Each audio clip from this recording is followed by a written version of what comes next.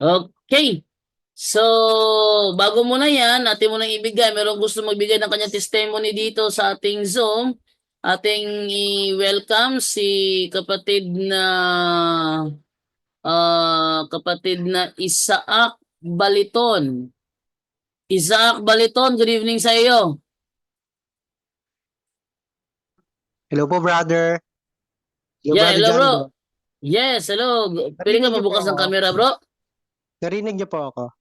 Yes, naririnig ka, bro. Pwede ka Ayan. mabukas ng camera, bro? Ay, sige po. Naiya po ako masyado. Sige po. Sige, ito si Brother Isaac Balton. Yan. So, ating ibigay kay Brother Isaac Balton. Mayroon siyang gustong ibigay na testimony ngayong gabi. Brother Isaac, good evening. Go ahead. Ayan, sa Diyos po ang papuri at medyo kinakabahan po ako ngayon kasi ngayon lang ko po lang kayo nakilala. I decided po na maging isang Katoliko. I am Wow! evangelist, born again po ako. This month evangelist po. born again. Taga saan ka, kapatid? Nueva Ecija po, brother.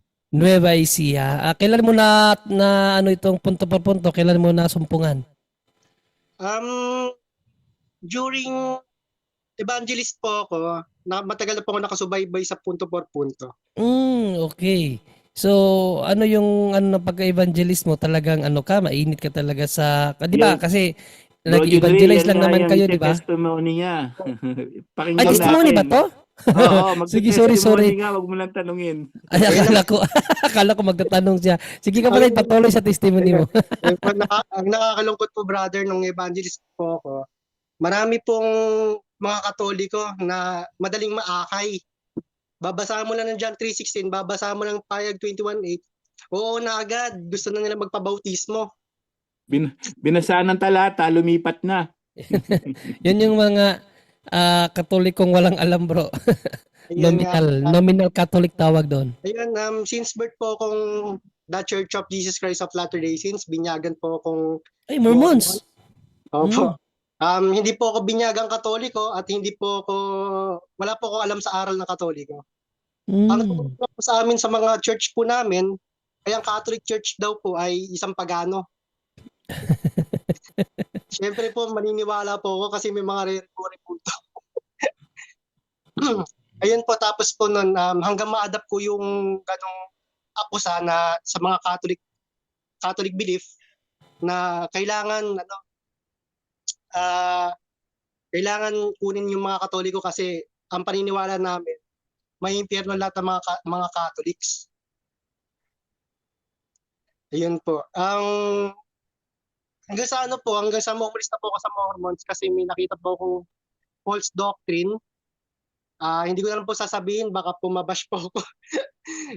Ito katunayan po dito, meron po akong dokumento na baka sabihin po ng iba na fake lang po ako, hindi po ako na tawag dito, parang hindi script, parang pinapalitaw na scripted yan, hindi totoong Mormons yan. Ito po yung katunayan. Ito po yung katibayan. Ito po yun. Nakikita niyo po ba mga brother, mga sister? Yes, nakikita bro. Malinaw, bro. Ito po yung baptism certificate ko sa Mormons. Ayan po. Hanggang sa umalis na po ako sa Mormons ng age ng 17 years old. Ayan po. Hanggang sa ayun, nahikayat po ako ng born again kasi marami po silang kumakalat. Ayan, marami sila. Nagbabahay-bahay, gano'n. Hanggang sa may impluwensya po ako.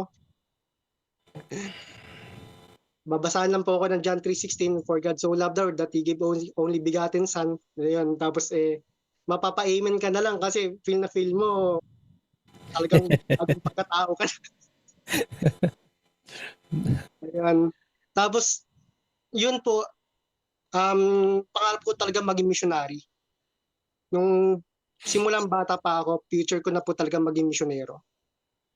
Na baka tatawagin ka sa pagkapari, bro. Hindi po, may girlfriend na po ako. Ha? Hindi po, may girlfriend na po ako. Ay, girlfriend lang yun. Ikaw talaga, Junria. Ayun. ayun, nabautismo na po ako sa born again. Since, ano nakalagay po dito? Ayun, ito po. Marami na po ako napasukang reliyon. Ayan po. Certificate of water baptism. Bro, since testimony mo to, pwede mo i-testimony bakit ka nagkaroon ng interest or nabinyagan ka na ba sa Katoliko? Ay, hindi pa po brother kasi hindi pa ako binyagang Katoliko. Hindi pa. Sige. So, i-ano mo muna yung way mo kung paano ka nagka-interest sa Katoliko. Ay, ito po yun. Meron po kasing born again Christian na hindi ko po nagustuhan yung turo. Ang usapan po ay tithes and offerings. Kasi po, meron po kaming cell group na tinatawag or discipleship group. Doon po ako naka-assign sa Bible leader ko.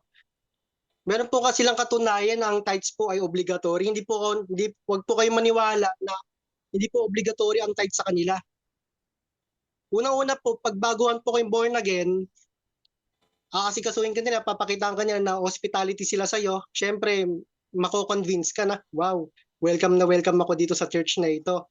Talagang gustong-gusto mo pa talagang mabautismuhan kasi sobrang hospitality nila. Ayan. Hanggang sa maano po yung makonvince nila ako na, ayun, parang welcome na welcome ako dito, parang ni-welcome na ako ni Lord, gano'n. Ayan, tapos hanggang sa, ayun, nabautismo na po ako. Tapos po, habang po ng patagal, nag-iiba na po ang doktrina.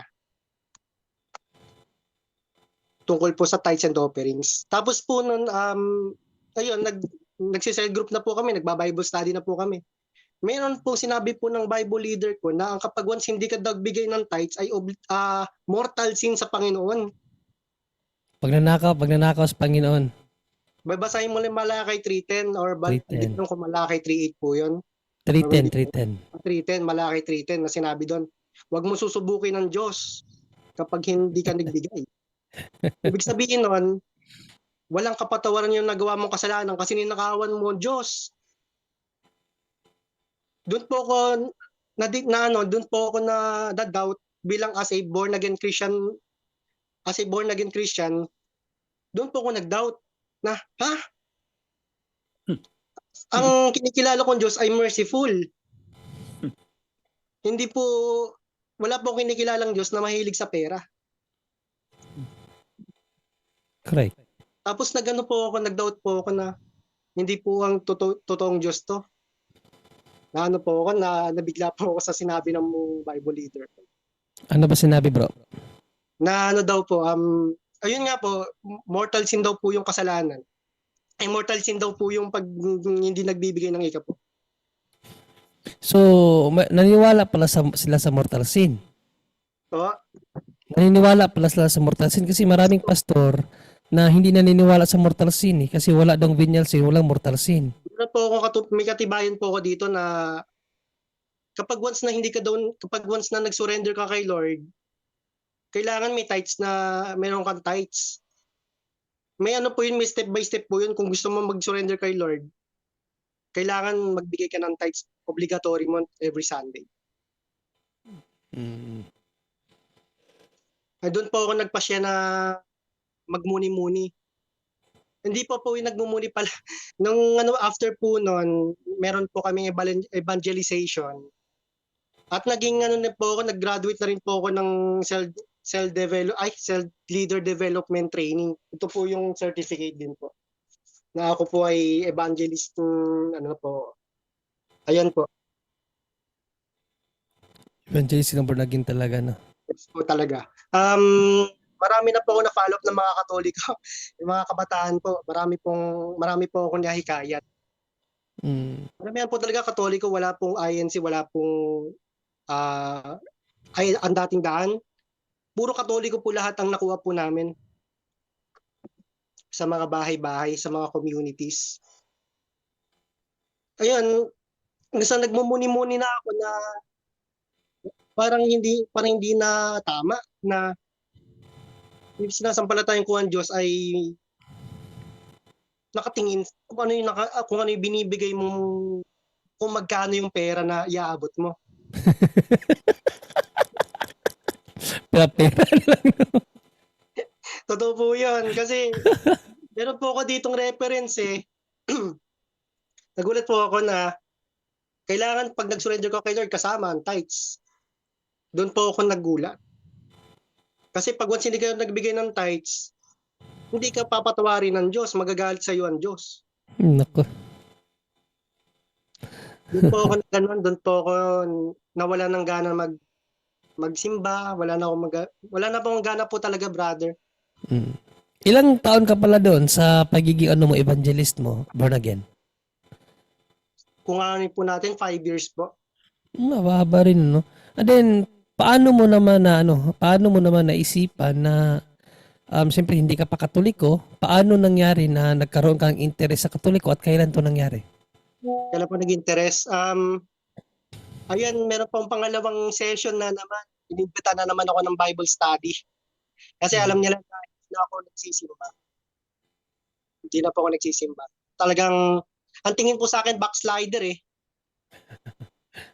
Kasi ang backslider po parang namuhay ka na sa dati mong nakaraan. Yung namuhay ka na may kasalanan, gano'n. Namumuhay ka ng marumi, gano'n. Yun po yung backslider po sa kanila eh. Ang Ano po, term nila dyan, makamundo. yun po. Tapos nun, inibita na naman ako sa Bible study. Di ko po alam, brother, nagagandahan po ako sa iconic ng Catholic. Ito po yung may crucifix na, meron po ako crucifix na kwintas. Mm. Opo, kasi nagagandahan po ako kay Mama Mary nun eh, yung miraculous medal. Oh, meron. Tapos po kayo makakita na born again Christian, nagagandahan sa icon ng Catholic, eh samantalang po born again Christian, galit sa rebulto ng Katoliko. Oh, Diyos-Diyosan yun. Kasi po napamahal na po ako kay Mama Mary nung nakita po yung litrato. Yung ganda ni Mama Mary, sabi ko, bakit galit na galit sila sa litrato na ito? Sabi ko, bakit galit na galit sila kay Mama Mary? Kailan yan nangyari, bro? Yung conviction mo na yan, kailan nangyari yan? Kailan po nangyari? Kasi po yung mama ko mahilig po sa rosaryo eh. Ay, Katoliko yung mama mo? INC po siya pero interesado po siya sa rosaryo. Di ko po alam kung bakit. Kasi nung bata po ako, nakakita lang po ako ng rosaryo. Mm. Eh may chaplet po doon, nakalagay po yung picture ni Mama Mary po doon. Nagagandahan po ako kay Mama Mary. Sabi ko, ganda ni Mama Mary, sabi. Tapos nung naging born again ako, tapos nakita nila, suot-suot ko yung retrato ni Mama Mary, tapos yung crucifix. Habang nagba-Bible study kami, saan ka makakita ng born again, nagsuot-suot yung crucifix ng Katoliko? Oo nga. Parang may halong Catholic faith na yung may halo na. Hindi na siguro mas lamang na may Catholic faith ko kaysa sa Protestant faith. Ganun po yung nangyari. Hanggang sa nakita po ng pastor, sabi ng pastor, tanggalin mo yan, sabi sa akin. Bakit po? Sabi ko, basta tanggalin mo yan, masasapian ka ng demonyo yan. Tanggalin mo yan, sabi sa akin. Nagalit po yung pastor. Anong ginawa mo? Anong dapat ginawa di- mo? Inano ko na lang po sa damit, ginanong ko na lang po. Ayun po, hanggang sa nawalan na po ako ng gana talaga magano. Kasi puro batikos na po sa Katoliko kasi sa totoo lang po, brother, nung naging evangelist po ako, nag-guilty po ako. Nag-guilty po ako sa nagawa ko kasi hindi lang po nasaktan yung mga Katoliko, brother, si Mama Mary po ang nasaktan ko doon. Pati ba yung si Jesus Christ, nasaktan ko siya. Nasaktan ko siya talaga kasi yung rebulto ng Catholic, brother, pinapabasag ko dun sa follow-up ko. Sabi, tanggalin nyo na yan. Sabi ganun, hindi yan nakakaligtas, hindi yan tunay na Diyos, sabi ko sa kanila. Nung naging evangelist po ako. Ayun po, tapos po nung hindi na po ako nanlamig na po talaga ako sa simbahan na yun. Parang biglang nag-snap po sa akin sa isip ko na kailangan mag-research ako ano ang founder ng church namin. Mm. E di sinearch ko po kung sino po yung founder ng church. Kasi ang church po namin ay Lakasangkan Ministry. Mm. Ano po yan? Nagsimula po yan sa Los Baños. Ngayon po, sinearch ko po yung founder, kung sino yung founder ng church. Ang lumabas po ay Pilipino. Di ko po alam hindi ko po alam, meron po kaming picture nun. Kami pong dalawa ng founder. Di ko po alam na siya po pala yung founder ng church namin. Katabi mo lang pala yung founder mo. Yeah, meron po kaming picture po nun. I-send ko na lang po siguro po. Mm. Tapos po nun,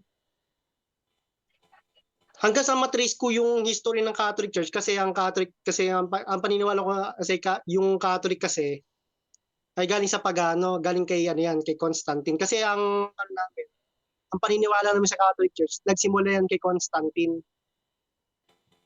Kay Constantine the Great. Yung emperor, Mm. hanggang sa matrace ko po yung history, hindi po pala totoo na si Constantine ang nagsimula ng Catholic Church.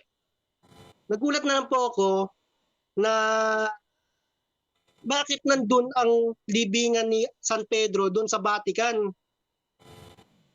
Samantalang yung church namin, wala kahit isa sa Jerusalem. Mm.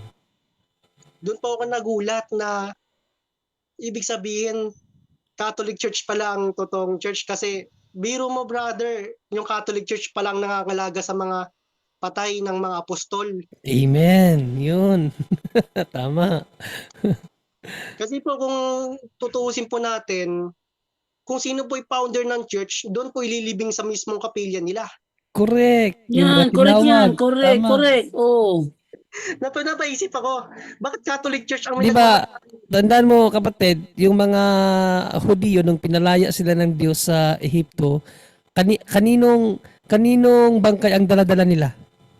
Sino po? Yung ano po? Ang mga Ehipto, ay yung mga Hudiyo nung pinalaya sila ng Diyos sa Ehipto, sinong bangkay ang daladala nila? Pinadala po. Daladala nila nung lumabas sila sa Ehipto. Yung ano po brother, yung hindi ko po alam, hindi ko po nabasa masyado brother. Bangkay ni Jose. Ay, si ano po, No, si bangkay ni Jose yung napapasok sa kanila sa Ehipto, daladala nila yun nung lumaya sila, inalagaan nila yun. nagulat po ako brother na Catholic Church po talaga may-ari ng, hindi po sabi po kasi ng Bible leader ko, hindi ba porket sila lang may-ari ng bangkay ng mga apostol, sila na ba ang totoo? Yun na ba yung takda? Sabi sa akin ng Bible leader. Kasi nagano na po kami niyan, nagdebate na po kami niyan. Sabi niya gano'n, hindi mo mababase ang katotohanan sa church. Hindi mo masusukat ang totoong church porkit nandun na yung mga bangkay ng mga apostol. Malay mo, binili na ng mga Katoliko yan. Ganun. Bakit bibilhin? Tatawa na lang po ako. Tapos po brother, nakita ko po yung history kung ano po ang early church. Yung early church yung sinaunang panahon na kung ano yung church na ginamit ng mga apostol. Nagulat po ako na Catholic Church po ang nakalagay po doon. Yung mga early church po, yun ang Christian po dati, early Christian church po dati. May cross po doon. Hindi ko po namalayan na the Catholic Church is nakalagay po doon eh. Catholic Church po ang nakalagay. Sa ano po yun? Hindi ko po alam yung history po nun. May nabasa po ako sa libro. Meron pong Catholic Church po doon sa Jerusalem na tinatagpo ni St. Paul. Doon ko po nalaman na sabi ko, patawarin man ako ng Panginoon kasi naging protestante yung yung mindset ko na sabi ko, Lord, bakit pinunta mo ko sa protestante? Dapat sinimula ng pinanganak na ako, Katoliko na sana ako. Ibig mo sabihin bro, pag nilinilay ko sa sa experience mo, walang isang Katoliko na naka-influence sa'yo, wala? Ikaw lang? Wala po brother, kasi pero hindi ko po aksidente, napanood ko po yung vlogger ni Adrian Milag. Yung tungkol sa Catholic faith, tungkol sa Rebulto, tungkol kay Mama Mary. Doon ko po naliwanagan yung turo ng Catholic Church. Na hindi po tinuturo ng Catholic Church na sambay ng Rebulto. Correct. Hindi namin turo yan. Walang turo ang simbahan. Sumamba kami sa debulto lang, ganun. No? So, ngayon bro, ka-question ko, para malaman namin yung katayuan mo ngayon. So, sa ngayon, nagpapailalim ka sa katikisim ng simbahan? Mayroon nang nag-ano sa'yo, Wala pa po, nagkakatikais? wala pa naman po, brother. Kasi regular po kung nag-attend sa misa. Sa San Sebastian Church po ng Muñoz. So, ang gawin mo kapatid, ganito, lumapit ka sa pare. Lumapit ka sa pare doon, ilahad mo yung journey mo, kung ano ka at paanong nangyari na gusto mong magkatoliko para mag-guide ka. Kasi ang mga katulad ninyo na hindi talaga katoliko, inaano yan, kinakatikais muna bago binyagan. Kailangan maunawaan nyo muna yung faith namin, and then kapag tanggap mo na yung faith namin, tawag doon katikumen, saka ka bibinyagan ng pare. Siya yung mag-ano, kung kailan ka Taga saan siya? bibinyagan. Taga saan siya? Sa Taga saan ka, bro? Science City of Ha? Muñoz po, brother. Ha? Science City of Muñoz, brother, ng Nueva Ecija po. Nueva Ecija. Nueva Ecija. Malayo yan kina, no? Kina Jared? Malayo Brother, yan. kung malayo po talaga kasi babas po yun eh. Pero si Brother Jared po, nakausap ko na po. Oh, nakausap mo na pala si Brother Jared. Nakausap mo na si Jared. Opo, nung sinubaybayan ko na po yung debate niyo po ni Brother Jared hanggang po sa ma-adprint ko po siya. Bro, hintayin natin kung paano niya yasumpungan naman ng punto por punto. Kasi hindi tinan ko Andrea Mielag muna eh. Sige bro, tuloy yung kwento bro. I mean, brother, kung bakit po napanood ko po yung punto por punto. Kasi dati nanonood po ako ng debate ni Lisoriano eh. Hanggang sa ano ko po, hanggang sa mas scroll ko po yung YouTube. Andun na po yung yung mga programa niyo po, brother. Nakita ko po. Sila Father Darwin Gidgano. Pero napanood ko na po kay Father Darwin Gidgano yung debate po ni Ramil Parba. Mga kailan yun bro? Mga kailan? Alam mo yung date nung nagumpisa kang na-scroll mo? Umpisa? Ano po yung brother eh. Matagal na po yung brother. Pero aktibo pa po ako ng evangelist preacher po ako dati. Sige, tuloy po. Ayun, tapos brother, sa totoo lang po brother, decidido na po ako magpabinyag sa Katoliko talaga. Kasi ito na po yung totoong church na nakita ko sa buong buhay ko. Amen. Welcome bro. Basta yun ang advice namin sa iyo bro kasi hindi pwede yung binyag agad. Tama, brother. Pero Kailangan mo brother, na makatikais ka muna. meron po ako brother na nakilala, isang dating pastor. Mm. Si Brother Nodora. Siya po yung mag-aasikaso po sa akin sa binyag ko. Si Pastor Luidora. Mga po brother. Oh, ay, mas maigi. Mas maigi kasi ano yan, presidente yan sa mga pastor na nagbalik Katoliko. Mga po brother. Oh, you're in a good hands. Ano po siya brother na natuwa po siya brother kasi ngayon lang daw siya nakakita na walang nagano sa akin, walang nakipagdebate sa akin kahit isang CFD pero Kaya nga yun nga ang ano ko yun ang ano ko sa na gusto kong marinig kung sino yung naging influencer mo. Na pagtanto ko parang wala, parang ikaw mismo yung naka-discovery ba sa pananampalatayang Katoliko. kasi po Which is brother, good. nagsaliksik na po ako brother eh. Nagsaliksik ng history eh. Hindi po kasi basta-basta ako aanib sa isang sekta na hindi ko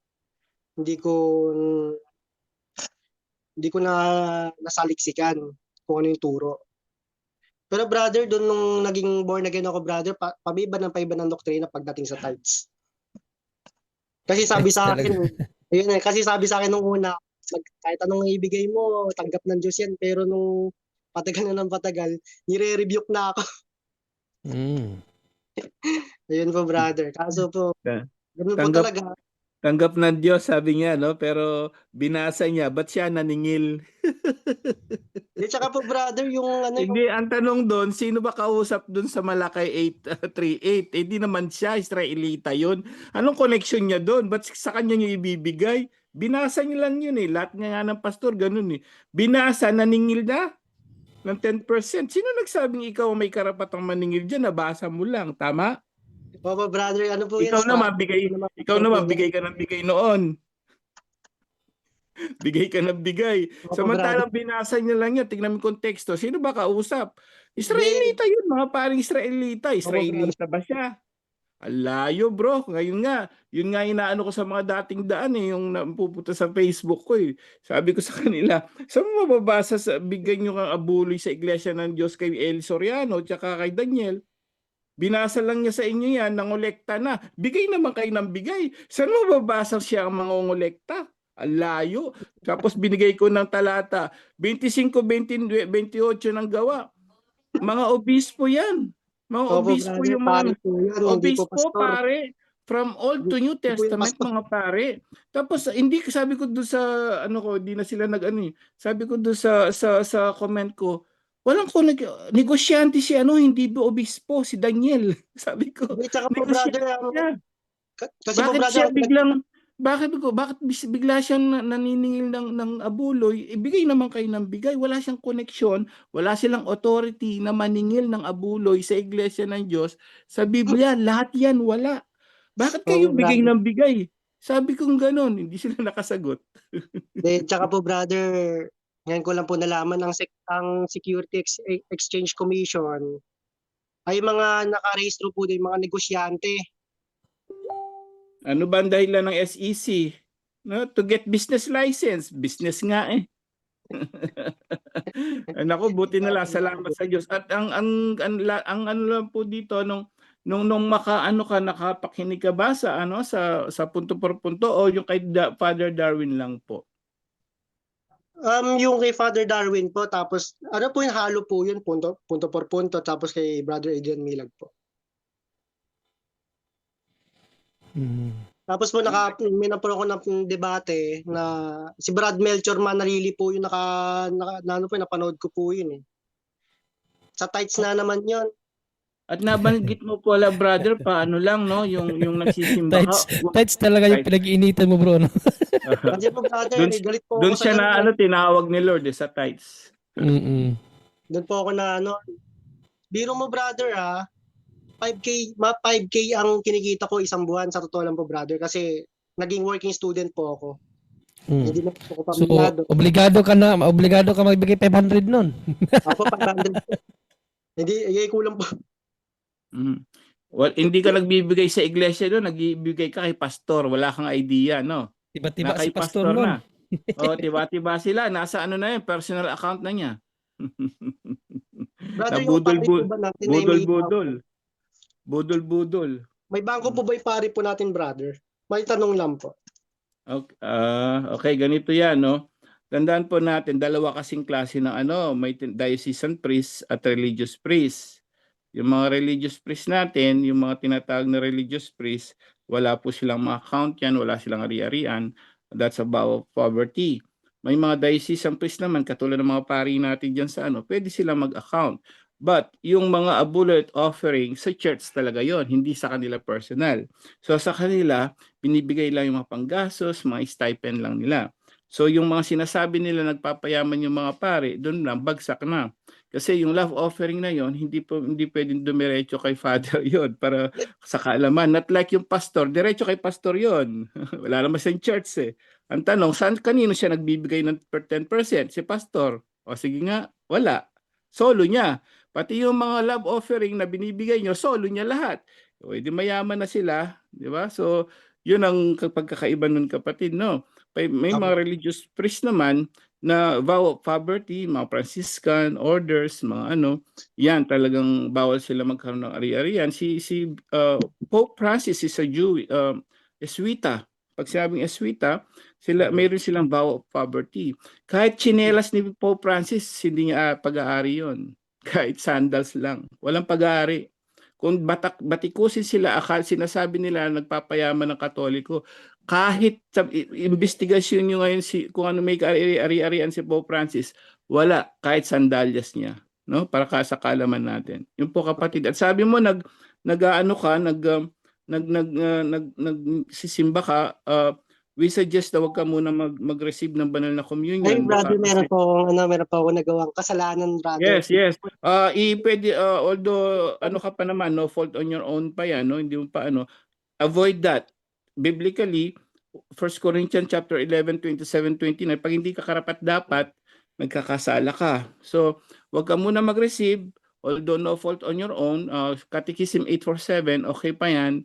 Ang Mm. pinakamagandang gawin mo as soon as possible, pumunta ka sa malapit na pare and do the catechism para siya magsabi kung paano ang proseso pagbalik sa Katoliko, no? Just pwede po 'yan, open po ang lahat ng misa sa lahat ng mga ibang sekta, pero wag muna kayong mag-receive ng banal na communion, kapatid. Yun po, Opo. kapatid. Opo. Okay, wait lang muna ha. Nandiyan si Padre Darwin. Padre Darwin. Good evening. Di pa sila sa Padre Darwin. So wait ka lang bro, diyan ka lang bro. Ating iwatag kita kay Padre Darwin magbalik pagpasok nun. Ato na, Hello bro, Padre Darwin. magandang Eto. gabi. Mayroon na namang bagong nagkatoliko, Padre Darwin.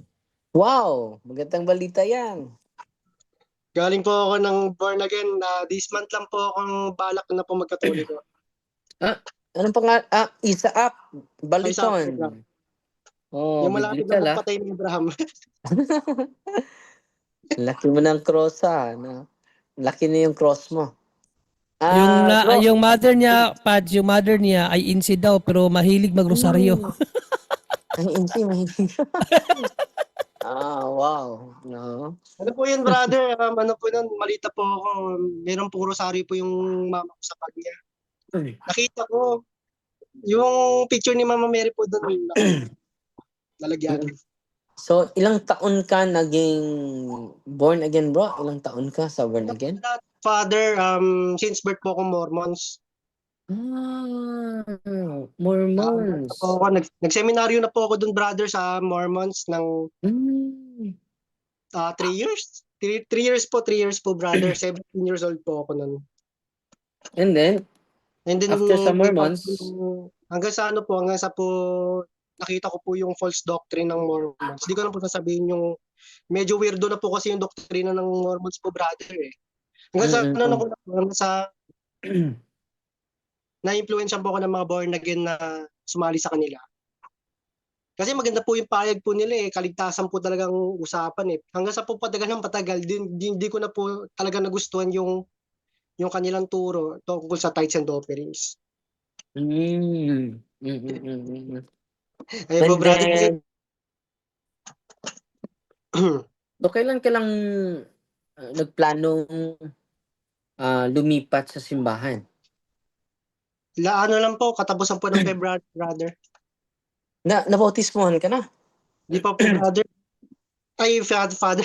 Sorry po, father po. So, Nasabi lang po.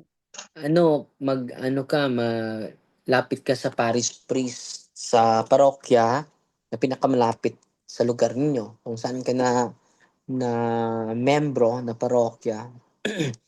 Punta ka doon and then i-express mo yung intention mo na lilipat ka dahil hindi ka naman babalik dahil by birth protestante ka. So from Mormons, yung bakit naging Mormons ka? Mama mo ay iglesia. Opo. Yung magulang ko po ay Mormon, si papa po tsaka yung lola ko po. So yung papa mo ay Mormons at yung lola mo. Opo, yung pinaka-ano po namin, pinaka-head po dito sa bahay po namin. Buti Pero, nga po tinanggap po nila ako kahit iba na po yung religion ko po. Sabi po ng lola ko, hindi naman po mahalaga yung religion, at least yung Diyos natin na po, wag mong ibahin, sabi sa akin. Ayun nga po. Naniniwala naman po sila sa Trinity. Ayun po. And then, Mormons naniniwala ng Trinity. Hindi po nga, Ibang klaseng Mormons yan ah. Si Jesus sa kanila, Diyos na rin. ano po, naniniwala po sila sa Jesus Christ. Oh, ganun. Ibang klaseng Mormons yan ah. at yung nanay mo, iglesia pa rin. Tiwalag po. Tiwalag. So ngayon ay Katoliko na. Hindi po, wala po siyang sinasaliang reliyon eh, brother. Ay, father. Mas mabuti na laliman mo pa yung yung kaalaman mo sa simbahan. Tunayan nga po, father, gusto ko na po maging CFD. Wow, maganda yan. Meron po kami GC ni Jared Almasora, meron po kami GC po doon. Maganda yan. Gusto po Nagkaisa na kayo. Oh. Katunayan po, brother, ako po yung isa sa mga nagtatanggol ng pananampalataya natin kahit di po ako binyagang Katoliko. Wow. Ano po, pag may nagtatanong sa akin bakit ka nagsusuot ng krus, kasi po ano po yun, brother ay mga brother na nakadalo po ako sa simbahan ng Mormons kasi yung lola ko po kasi ay naka-assign po siya dun sa meron po kasi silang activity dun sa church kasi yung lola ko po kasi ay medyo paikay ka na lumakad, wala na pong magbabandi sa kanya. Obligation ko na po sa bantayan. Brother, meron po ako krus na kwintas. sabi sa akin ng member ng Mormons, member ka ba? Bakit ka nagsusuot ng krus? Sabi sa akin. Katoliko po ako, brother. Sabi ko, Tinatino lang yung lola mo. papainano ko lang po, brother. Pero brother, sa katunayan mga brother, meron pong rebulto si yung mga Mormons, brother, mga santo. Ano? Sa ano po, Si- meron po silang temple Si doon sa... Moroni. Opo, Moronay. si Moroni po yung may trumpeta. Sa loob ng simbahan? Sa templo po nila, brother, sa Italia po. Sa Italia? Sa Italia? Oh. Opo, brother, puro po yung ano po, yung santo po ng Katoliko, naging rebulto na po nila 'yon. Yung mga 12 disciples po ni Jesus Christ po doon, naka-around po doon. At may krus po dala po yung apostle po doon na rebulto. Ikaw lang nakasunod sa kanila. Yung mga Mormons walang cross. Ikaw lang may cross. Ayaw po nilang may cross, brother. So welcome bro Brother Isaac. Opo, And Father. then laliman mo pa yung pag-search mo sa katotohanan dahil ma-amaze ka talaga kahit ako pare na na-amaze pa rin. Lalo sa Eucharist bro. At kung malaliman mo pa yung doktrina natin sa Eucharist is biblical, historical, and scientifical. Hindi basta-basta yun. Attested by scientists, no? And then it is historically happen, yung miracle, Eucharistic miracle, historical yun, hindi yun fictional. So ibang sikta kapatid, meron silang biblical foundation but personal interpretation. Pero ng atin is biblical, and then historical, scientifical. Just imagine yung katawan ni Kristo, yung ostias na naging katawan ni Kristo. Kasi ina-examine ng mga scientists. Na-amaze sila, the flesh is real flesh. Just imagine ang tinapay naging tunay na laman ni Kristo. At hindi basta-basta 'yon. So, ang simbahan is biblical, historical, and scientifical. So, dagdagan mo yung kaalaman mo dun bro, ma-amaze ka pa. So, every time magmisa tayo, si Kristo kasama natin. No? Yung Eucharist, ang tinapay galing sa langit. Every time mag-consecrate ako, ma-amaze niya ako. Si Kristo na ito. Wala ng duda. At yung mga pari ay nagbigay. Every celebrate ng misa, binibigay yung tagapagligtas. Di ba? Sa kanila, just accept Jesus verbally. So, ina-accept mo si Jesus verbally. Pero ito sa Catholic, hindi lang verbally. His divinity, His humanity is being received through the sacrament of Holy Communion. Hindi yan basta-basta. So, kung lubos mong unawain, mabigat, malalim ang simbahan dahil tatag ito ni Kristo. Hindi ito tatag ng tao, tatag ito kay Kristo po, kapatid. So patuloy ka kapatid, na-amaze ako sa'yo. Ang laki ng cross mo, parang obispo. Patuloy ka kapatid. Ilang taon ka na bro, Isaac? Na off, na-mute mo. Na-mute mo Mute yung... niya, wait lang, ano yung ating busan ulit Isaac Baliton. Okay, go ahead bro. Ano po yung tanong ulit, brother? Ay, Father? Ano po yung... Ilang taon ka na bro? 24 na po, Father. Nag-aaral ka pa Kasama ngayon ako o sa- nagtrabaho? May trabaho po, Nag-aaral brother. ka Ano pa, po, nag-aaral nagtrabaho? nag-aaral pa lang. Ah. First year college pa lang po, So, brother. Father, kasi, ano po yan, father, nahinto po ako sa pag-aaral dahil nag-seminaryo po ako ng 3 years. Kaso hindi na po natuloy yung sa ano, pagiging summer months. mga po, Summer months. father. Mhm. So, welcome home, bro, and then welcome to the true church, to the mystical body of Christ. Christ, no? So, natutuwa po ako na nakausap kita, and then naliman mo pa yung kaalaman mo, kapatid. Araw-araw po magbasa ka ng mga aral ng simbahan, and then you will be filled with the truth. Ang Mm. katotohanan, kapatid, ay nasa simbahan. 1 Timoteo chapter 3 verse 15. The church is the pillar and the foundation of truth. Taglang ng tao, no? Patuloy. Yung ano niya, brother, yung kanyang catechism, adult catechism niya. Ang pare Wala na pa po. yung bahala sa kanya, bro. Sige. Pare na bahala sa kanya, and then meron namang punto per punto. Pwede siya laging manood dito. Pwede ding bibigyan mo siya ng one-on-one, online lang, and then punta siya sa pare nila. Okay po. Thank you po.